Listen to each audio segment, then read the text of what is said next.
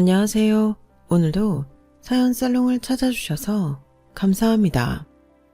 저는 결혼 경험 있는 경력 10년차 항공 승무원이에요. 제가 그동안 기내에서 한국인뿐만 아니라 글로벌 또라이들을 정말 많이 만나봤는데요.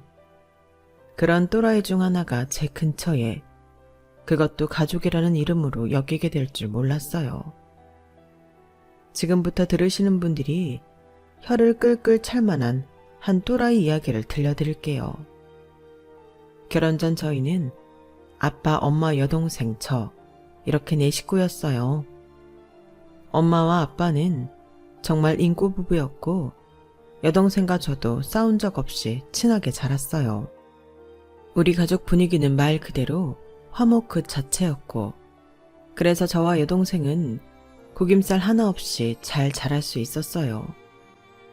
게다가 아빠는 작지만 파워 있는 한 무역회사를 경영하고 계신 CEO이셨고, 엄마는 한 명문대에서 교수직으로 강단에서 강의를 하시는 분이셨어요.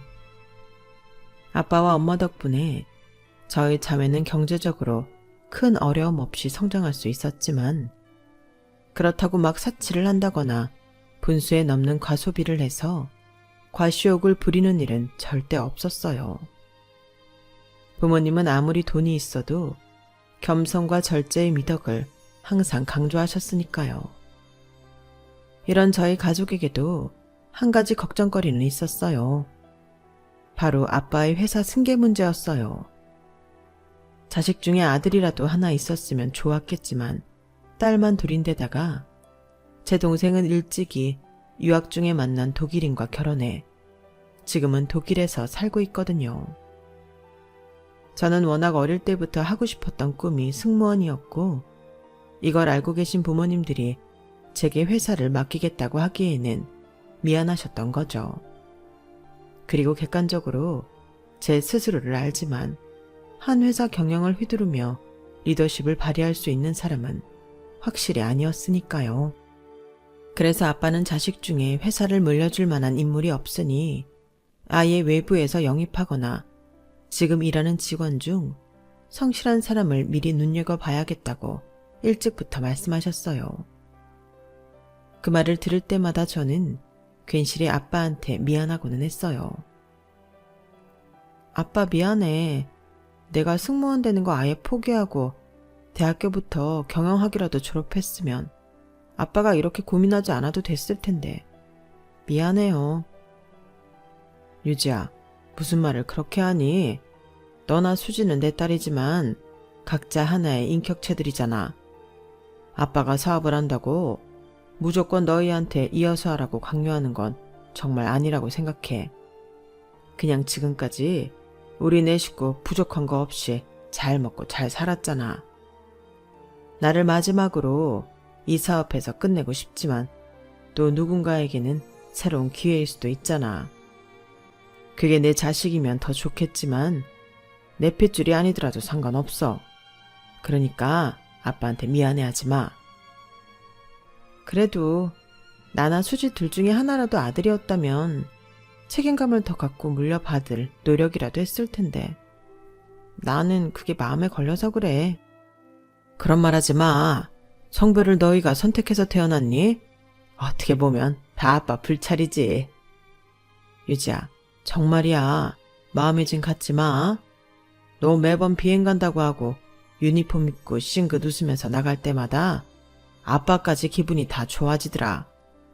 유지가 어릴 때부터 하고 싶었던 일 이뤄서 얼마나 다행인지. 아빠는 다 보여. 네가 정말 네 일을 좋아하고 있다는 걸. 그리고 즐기고 있다는 걸. 그거면 됐어. 수지도 지금 마크랑 독일에서 얼마나 재미있게 잘 살고 있니? 부모한테 그것보다 더 기쁜 일은 없어. 너희만 즐겁게 잘 살면 돼. 아빠 말대로 전 제 일을 너무 즐기고 있었고, 나이가 들어 비행을 할 수 없게 되어도 항공업 쪽에 계속 머물고 싶다는 생각을 했어요. 어쨌든 아빠는 아빠가 경영에 손을 떼는 순간 남의 손에 들어가는 것은 시간 문제였어요. 저와 동생의 삶을 존중해 주시는 아빠에게 너무 고맙고 또 미안한 마음이 컸죠. 그래서 아빠에게 더 잘하려고 노력했어요. 30대를 훌쩍 넘긴 지금 제가 할 수 있는 최대의 효도는 결혼해서 손주를 안겨드리는 일이라는 걸 잘 알고 있었어요. 하지만 동료들을 보면 결혼, 출산과 동시에 비행을 그만두거나 등 떠밀려 퇴사하는 경우가 많더군요. 저는 그게 두려웠어요. 제 일을 포기해야 하는 상황이 올 수도 있다는 것을요. 사실은 전에 만난 남자친구와 이런 문제로 언쟁을 한 적이 많거든요.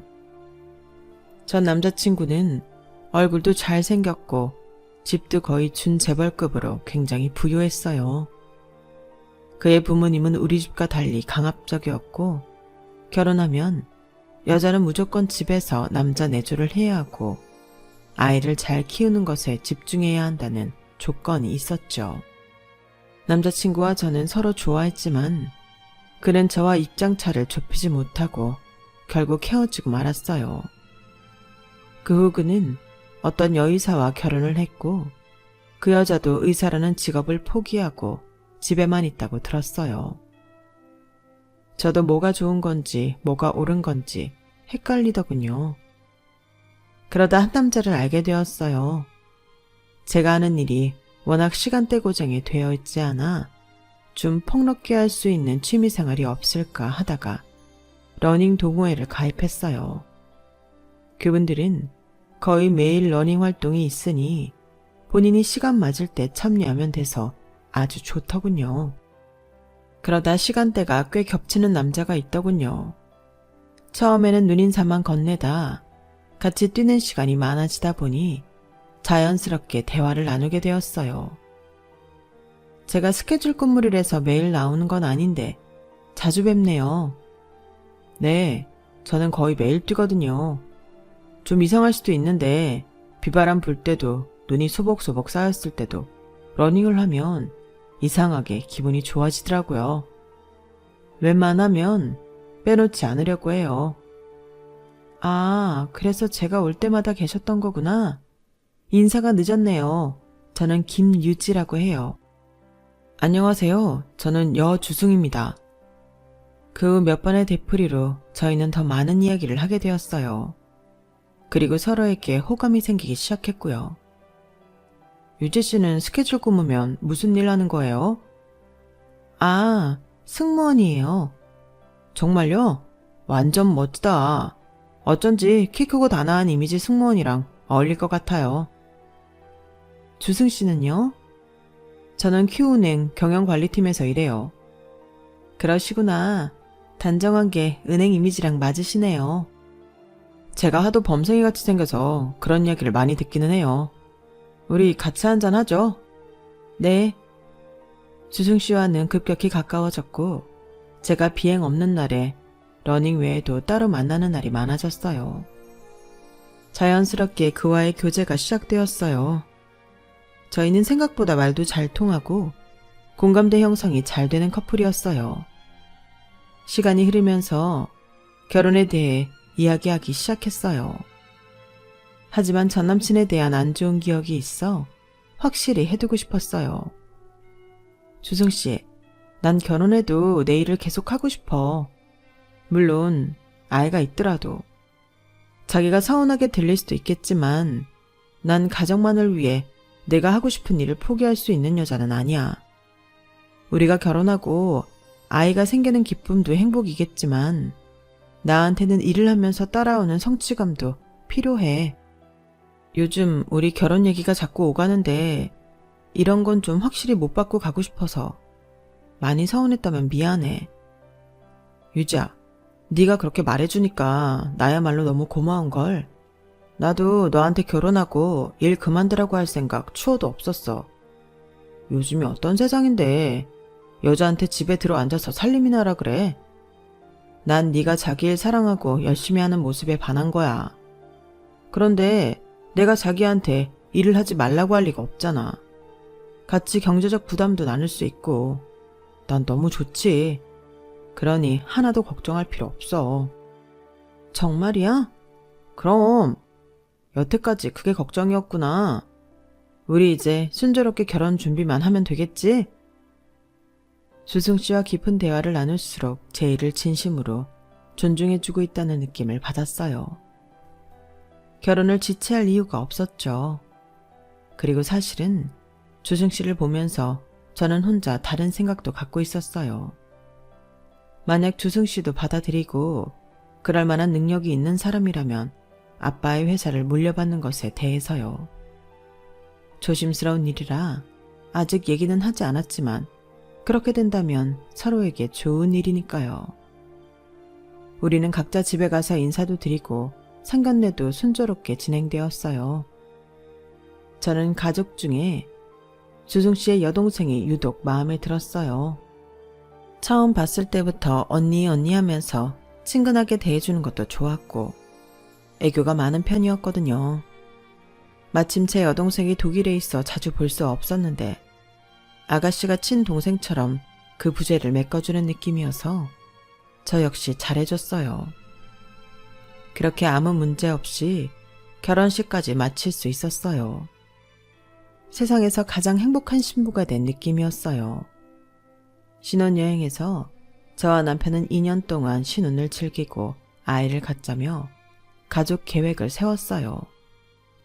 내 가족이라니 생각만 해도 가슴이 벅차더군요. 행복한 결혼 생활을 꿈꾸며 바로 복귀에 비행을 했어요. 힘든 줄도 몰랐죠. 하지만 제 단꿈이 깨지는 데는 그리 오래 걸리지 않았어요.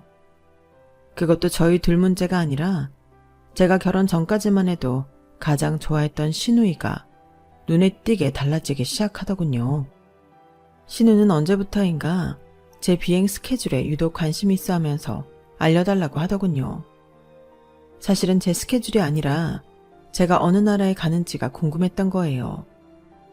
언니, 이번에 홍콩 간다고요? 네. 그럼 나 거기 유명한 에그타르트 좀 사다 줘요. 타르트요? 언니도 알죠? 홍콩에서도 유명한 그 맛집. 나 너무너무 먹고 싶어요. 아가씨, 미안해서 어쩌죠?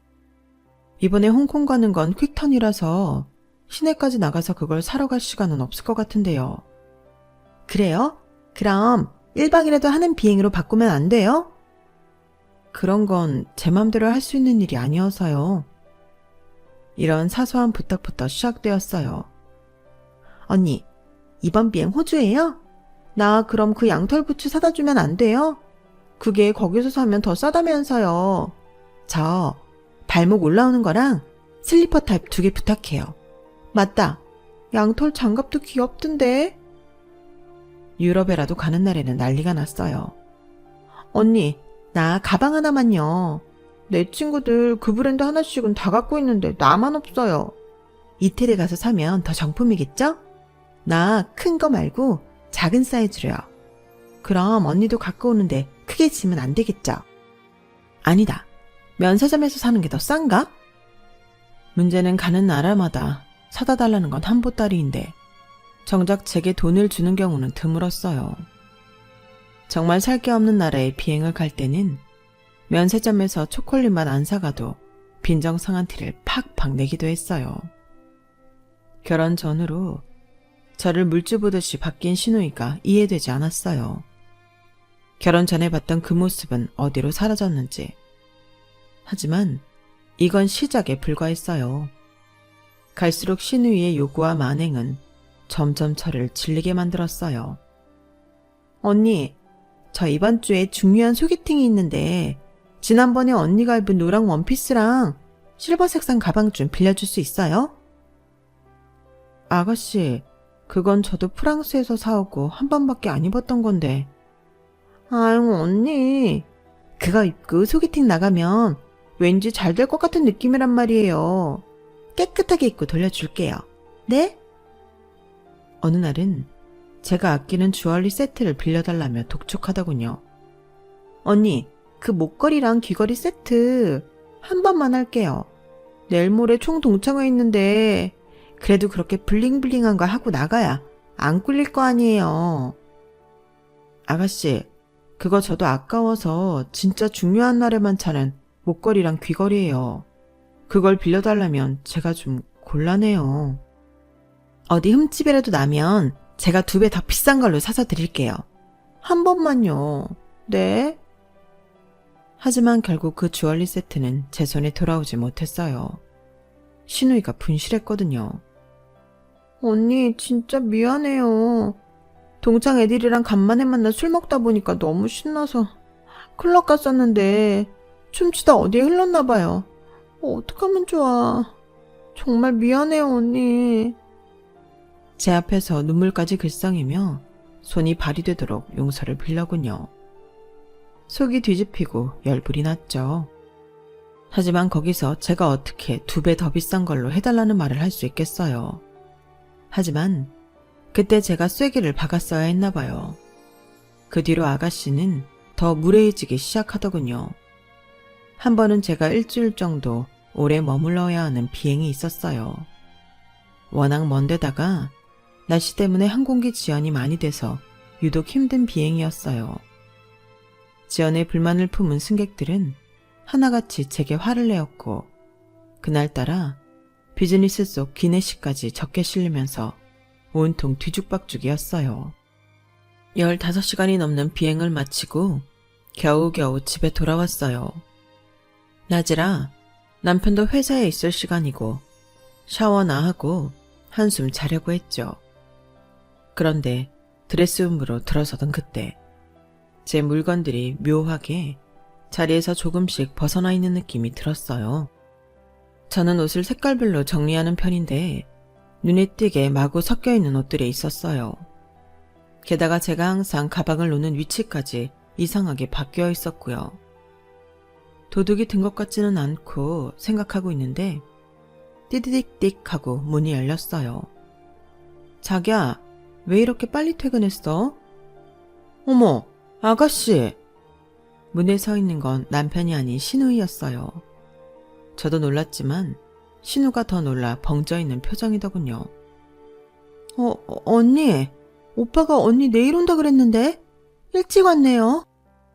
네, 날씨가 생각보다 빨리 좋아져서요. 그런데 아가씨는 지금 이 시간에 여기 어쩐 일로? 놀랍게도 신우 몸에 걸쳐있는 옷은 지난번 독일에 있는 동생이 제 결혼 선물로 보내준 보석이 곳곳에 박힌 유니크한 원피스였어요. 손에 들고 있는 가방도 당연히 말할 것도 없이 제가 가장 아끼는 백이었고요. 제 벗지 못한 구두 역시 제가 최근에 산 좋은 구두였고요. 그 순간 제 머릿속에 2가지 의문이 들었어요. 나는 저 옷과 가방, 구두를 아가씨한테 빌려준 기억이 없는데 왜 지금 신우가 입고 있으며 우리 집 비번은 어떻게 알고 자연스럽게 누르고 들어온 걸까 하는 의문이었죠. 본인이 입고 있는 옷과 가방에 제 시선이 꽂히는 것을 인식한 신우는 작은 방으로 후다닥 뛰어들어가더니 자기 옷으로 갈아입고 나오더군요. 언니, 내가 이번에 진짜 중요한 모임이 있었거든요. 이 보석 달린 원피스 빌리고 싶었는데 언니가 한국에 없어서 말 못했어요. 그래도 저 진짜 깨끗하게 입었어요. 뭐 하나 묻은 거 없이 깨끗해요. 보세요. 그럼 저 이것들 여기 두고 갈게요. 신우이는 내쫓기는 사람처럼 제 대답을 듣기도 전에 나가버렸어요. 그들은 현관에서 뒤집어진 채 나뒹굴고 있고 바닥에 그냥 던져놓고 간 원피스와 가방을 보고 있자니 속이 부글부글했어요. 저는 굳은 얼굴로 남편이 올 때까지 기다렸어요. 자기, 혹시 아가씨한테 집 비밀번호 알려줬어? 그게 나 회사에서 바빠 죽겠는데 자기 와서 빨리 가져갈 거 있다고 계속 귀찮게 하잖아. 어쩔 수 없이 알려줬지. 그럼 내 물건 맘대로 가져간 것도 알고 있겠네? 자기 돌아오기 전까지만 제자리에 갖다 놓으라고 그렇게 일렀는데 그게 말이 된다고 생각해? 내가 없는데 왜 내 물건에 함부로 손대는 건데? 비밀번호는 왜 알려줘? 그리고 회사에서 바쁜 오빠들 들들 볶을 만큼 옷을 가져가는 게 뭐가 중요한데? 내 옷 아니었으면 원래 아가씨는 발가벗고 다녔어? 자기야, 화난 건 알지만 말이 좀 심한 것 같은데. 이보다 더 심한 일이 어디 있어? 동생이 철없이 굴면 야단을 못 칠망정 나한테 들키지 말라는 걸 조언이랍시고 해줘? 자기는 이것저것 좋은 거 많잖아. 수연이가 뭐 좀 빌려달라고 하면 싫어하는 내색부터 하니까 이런 일이 생기는 거 아니야. 너 그렇게 그냥 좀 주지. 나도 그동안 말은 안 했는데 자기가 좀 너무한 것도 있어. 한두 번이어야 말이지. 빌려가면 뭘 덕지덕지 묻혀오는 건 기본이고, 지난번엔 내가 제일 아끼는 거 분실까지 했잖아. 그게 다야? 자기도 알지? 나 어디 비행 간다고 하면 아가씨가 뭐 사다 달라, 뭐 구해달라 부탁만 한 보따린 거. 솔직히 그거 사다 주고 돈도 못 받은 게 얼마나 많은데. 그런데 이제는 몰래 가져가기까지 해? 지나가는 사람 붙잡고 물어봐. 내가 너무한 건지 아니면 아가씨나 당신이 잘못한 건지. 넌 스튜어디스니까 돈도 잘 벌고 장인어른같이 두둑한 백이 있으니까 그까진 물건이야 맘만 먹으면 언제든 다시 구할 수 있잖아. 수연이 걔는 어려서 지금 돈도 뭐 가진 것도 없고, 하지만 주변 애들 치장하고 다니는 거 보면 얼마나 부럽겠어. 그리고 이제 한 가족인데 네 물건 내 물건 굳이 따지지 말고 기분 좋게 주고받자는 거지. 나도 돈 많아서 그런 거 척척 산 거 아니야. 오래 고민하고 차곡차곡 돈 모아서 마련한 거지. 소중한 사람들한테 선물 받은 것도 있고. 그런 걸 어떻게 돈으로 가치를 매겨? 그러면 아가씨도 취직해서 돈 벌어 사면 되지. 저렇게 도둑고양이처럼 내 거 가져다 쓰는 이유가 도대체 뭔데? 뭐? 도둑고양이? 너 말이 점점 심하다. 말 좀 가려하자. 그리고 수연이 걔가 취직하기 싫어서 안 하니? 지도 노력하는데 어려운 거 아니야. 새언니가 돼서 위로는 못 해줄 망정 취업 못한다는 얘기나 하고. 너 좀 정 떨어지려고 한다. 나야말로 지금 그렇거든? 내가 모를 줄 알아? 아가씨 돈 많이 주고 일 편한 데만 골라가려고 하니까 아직 백수인 거잖아.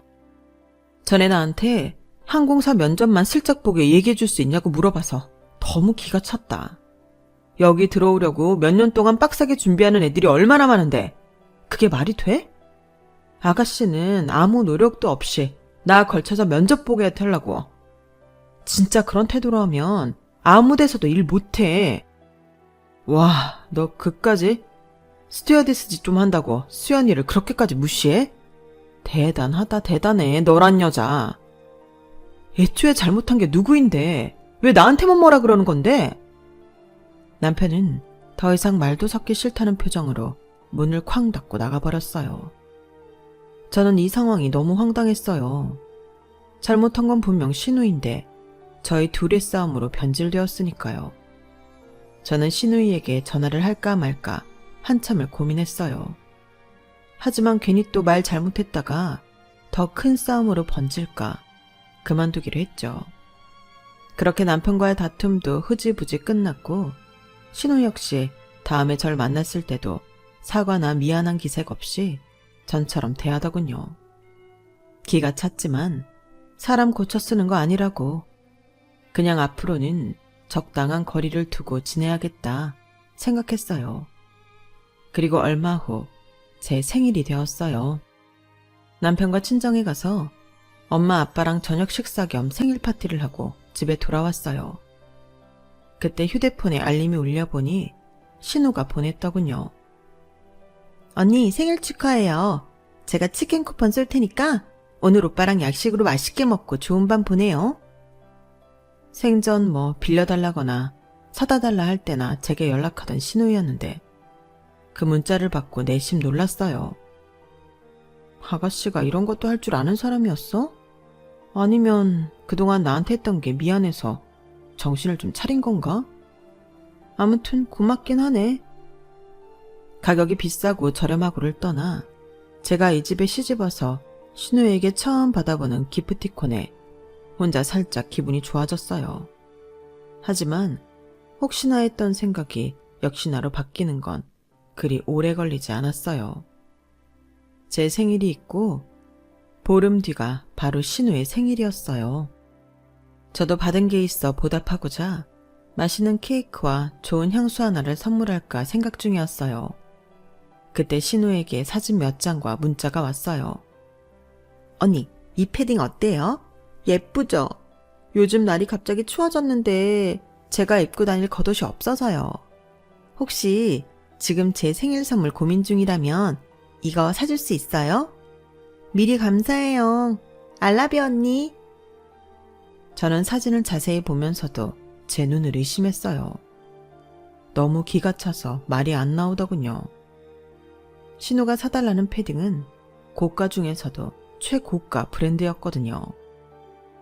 심지어 그 패딩은 가격이 300만 원에 육박하는 이번 시즌 신상이었어요.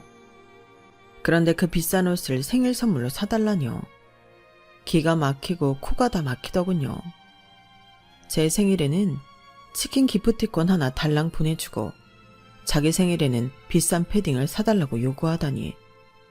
얼굴까지 빨개지며 열이 솟구쳐 오르는데 신우이에게 또 문자가 왔어요. 언니, 이 패딩 시즌 한정이고 콜라보 제품이라 여기저기서 다 파는 거 아니래요. 본점에서만 구할 수 있대요. 언니가 직접 사러 가기 힘들면 돈으로 줘도 돼요. 내가 가서 살게요. 패딩은커녕 원래 주려 했던 케이크와 향수까지 아무것도 주고 싶지 않더군요. 아니, 혹시 줬던 게 있다면 그것마저 다 뺏어오고 싶었어요. 저는 바로 이 패딩 선물은 힘들 것 같다고 무심하게 답장을 했어요. 그러니 바로 신우가 전화를 제게 걸어오더군요. 언니, 왜요? 제 생일이잖아요. 그런데 나 선물 안 줄 거예요? 아가씨, 이건 좀 너무 비싼 선물이잖아요. 이런 건 제가 사줄 수 없어요. 언니도 많잖아요. 나 저거 사줘요. 네? 아니요, 저 돈 없어요. 저도 열심히 일해서 돈 벌어요. 그렇게 번 돈으로 아가씨 생일 선물로 300만 원짜리 패딩을 사달라고요? 좀 너무하다고 생각 안 해요? 언니 생일 때 나도 선물했잖아요. 내가 얼마나 신경 쓰고 고민해서 보낸 건데 언니는 입쓱 닦으려고요? 아가씨, 주변에 한번 물어보세요. 제 생일 때 치킨 쿠폰 보내주고 아가씨 생일에 300짜리 옷 사달라고 하면 누구 욕을 할지. 욕을 왜 해요? 아무튼 그 쿠폰 나 되게 어렵게 마련한 거예요. 언니는 왜 내 성의를 몰라요? 알죠. 아가씨 직업도 없고 돈도 없는데 치킨 쏘느라 허리가 휘었겠죠. 그런데 상식적으로 2만 원짜리 치킨 사주고 300만 원짜리 패딩 달라고 하는 사람은 지구상 어디에도 없어요. 아가씨 빼고요. 그건 아주 상식적인 거예요, 아가씨. 언니, 지금 나 모욕 준 거예요? 모욕이 아니라 알려준 거예요. 아무리 나이가 어려도 알 건 알아야 되니까요. 돈이 없으면 비싼 거 안 먹고 안 입고 안 하는 게 맞는 처사예요. 됐어요. 사주기 싫으면 사주기 싫다고 하지. 뭘 그렇게 고상한 척을 해요. 이따 제가 쏜 치킨값이나 돌려주세요. 3살짜리 아이도 알만한 이치를 지금 20살도 한참 넘은 성인한테 말하고 있자니 제가 더 자괴감이 들더군요. 그리고 이런 사람이랑 가족이라는 끈으로 엮여 있다니. 삐져서 전화를 끊은 신우는 바로 시모와 남편에게 고자질을 한 것 같더군요. 시모에게 바로 전화가 왔으니까요. 유지야, 다 좋은데 수연이한테 적당히 하렴. 쟤 지금 방에 들어가서 울고불고 난리도 아니다. 새언니가 뭐라고 했다면서 아주 통곡을 하고 있어. 어머니, 아가씨가 저한테 생일 선물로 몇백 하는 패딩을 사달라고 했어요. 저도 30만 원짜리 외투 입고 다녀요. 그런데 300만 원이라뇨. 아, 수연이 제가 너를 진짜 친언니처럼 생각해서 할 말 못할 말 다 하는 거지. 다 한 가족인데 우리가 더 중요하지 돈이 더 중요하겠니? 좀 센스 있게 넘어가주지. 참. 팔은 역시 안으로 굽더군요. 저를 크게 호통치지는 않았지만 시모 역시 돈이 좀 있으면 아가씨한테 그 정도는 해줘도 된다라는 눈치였어요. 퇴근한 남편은 한술 더 떴어요. 수연이 패딩 내가 사줄게. 자기가? 왜? 엄마한테 전화 왔는데 지금 밥도 안 먹고 하루 종일 울고만 있대. 아가씨가 애기야? 자기가 갖고 싶은 거 못 가졌다고 그렇게 떼쓸 일이야? 애기지. 아직 철이 안 들어서 그래. 그거 얼마나 갖고 싶으면 저러겠어. 요즘 한창 유행인데. 진짜 어이없다.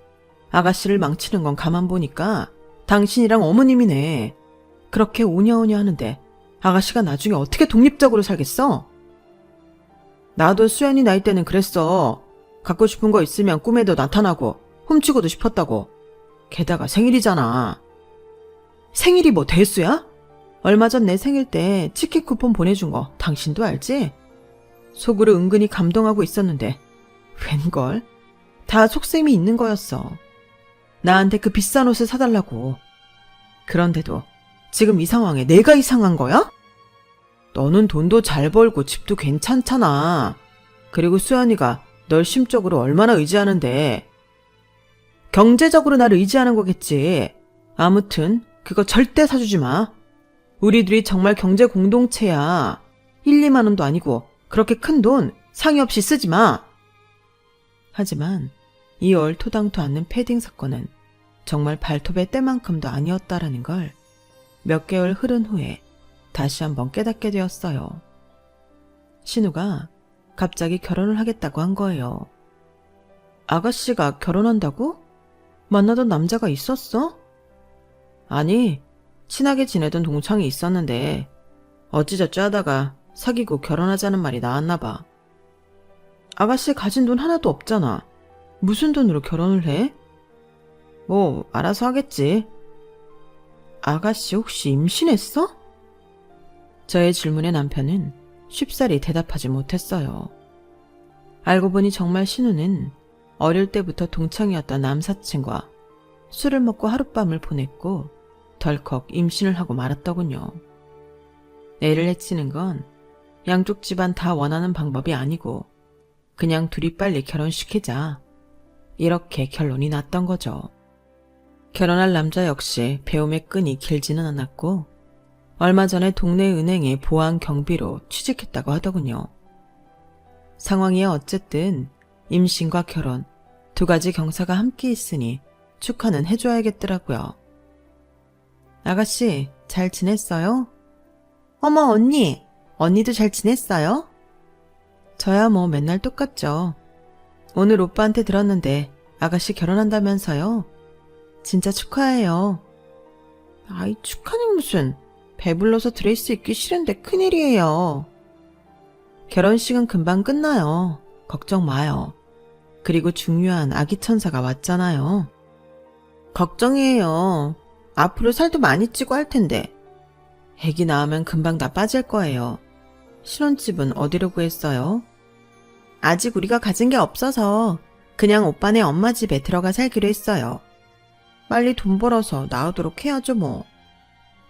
그렇구나. 시어머니가 같이 애기도 봐주시고 더 좋을 수도 있겠네요. 아직 두 분 다 젊으니까 열심히 하면 뭐든지 잘 될 거예요. 언니, 비록 우리가 신혼집을 따로 구하지는 않을 거지만 나 결혼 선물은 해줄 거죠? 뭐 필요한 거 있어요? 언니한테 뭐 더 해달라고 하면 나 진짜 염치 없는 거잖아요. 그래서 사달라는 건 됐고요. 나 언니 결혼 반지 좀 잠깐 빌려줘요. 네? 내 결혼 반지를요? 갑자기 그건 왜요? 나 언니 결혼 반지 디자인 되게 예쁘다고 생각했거든요.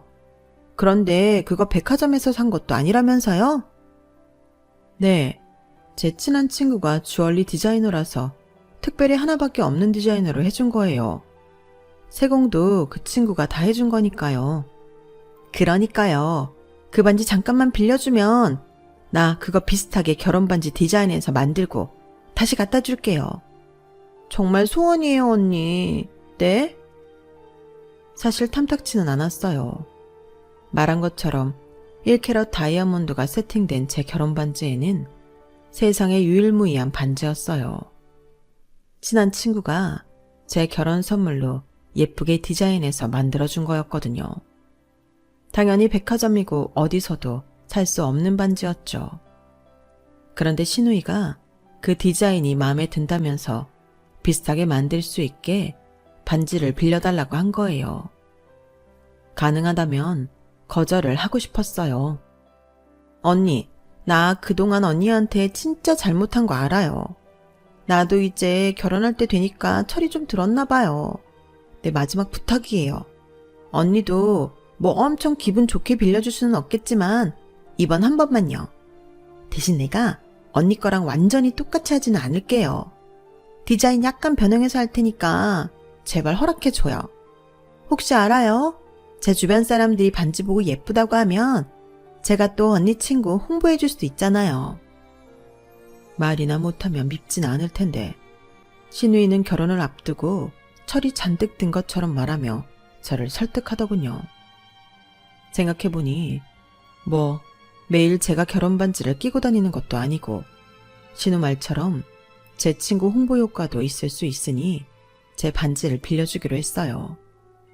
제가 허락하자 다음날 바로 쏜살같이 집으로 와서 상기된 얼굴로 반지를 받아가더군요.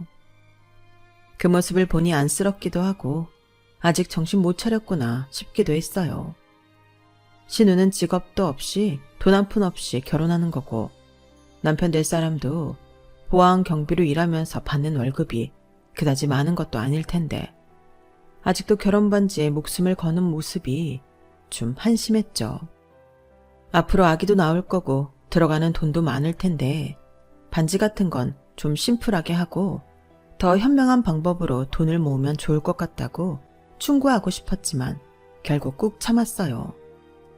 남편도 시모도 신우한테 그런 이야기를 해주지 않는데 제가 한다고 뭐 먹히겠냐 싶었던 거죠. 어쨌든 한 달 후에 신우는 남편을 통해 제 반지를 돌려보냈더군요. 이거 수연이가 갖다 주래. 디자인이랑 세공 다 했나 보네. 요즘 금값 비싸다는데 잘하는 데서 했나 모르겠네. 궁금하면 직접 물어봐. 뭘 그런 걸 물어봐. 아가씨가 알아서 했겠지. 저는 남편과 대화를 하다가 간만에 제 결혼 반지를 끼고 형광등에 비춰봤어요. 뭔가 오랜만에 반지를 끼고 있으니까 기분이 묘하더군요. 그런데 그때 반지가 굉장히 낯설게 느껴졌어요. 응? 내 반지 맞는데 뭐가 이렇게 어색하지? 불빛 아래서 다이아몬드 색이 좀 이상하게 비치네? 보석이 다 똑같지 뭐. 다이아가 발 달려서 도망갔겠어? 남편은 무심히 말했지만 저는 꺼림칙한 느낌을 떨쳐버릴 수 없었어요. 제가 전문가는 아니었지만 아가씨 손에 가기 전 다이아몬드가 아닌 느낌이었죠. 저는 반지 디자인을 해준 제 친구를 찾아갔어요.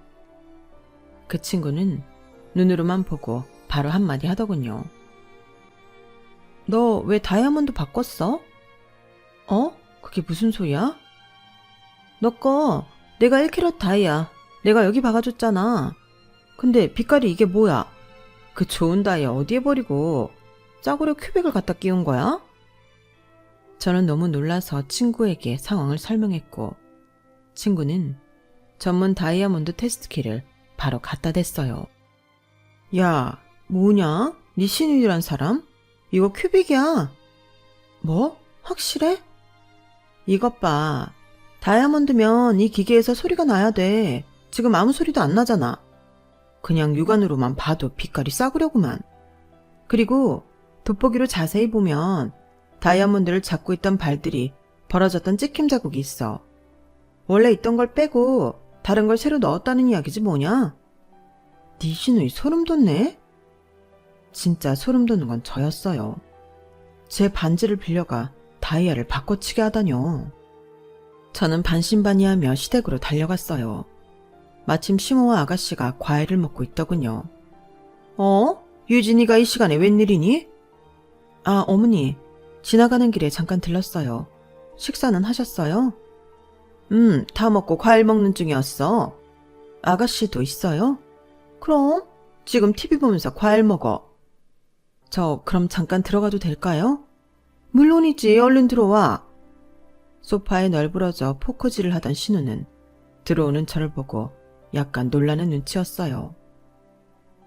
언니, 여기까지 갑자기 무슨 일이에요? 그냥 지나가다가 갑자기 아가씨 반지가 잘 나왔나 궁금해서요. 그래도 제 디자인 비슷하게 한다고 가져갔는데 어떻게 나왔나 궁금해서 말이에요. 마침 손에 끼고 있네요. 어리석은 신우는 얼마나 좋은지 그 1캐럿짜리 반지를 집에서도 끼고 있더군요. 잘 나왔어요. 고마워요, 언니. 나 갑자기 배가 아프네. 화장실 좀... 아가씨, 잠깐만요. 그 반지 다이아몬드 어디서 났어요? 네? 무슨 소리예요? 신랑 될 사람이 사줬지. 나도 1캐럿 다이아몬드 결혼 반지라고요. 그거 혹시 제 반지에서 빼가서 바꿔치기 한 건 아니고요? 옆에서 봐도 신우는 삐질삐질 땀을 흘리고 있더군요.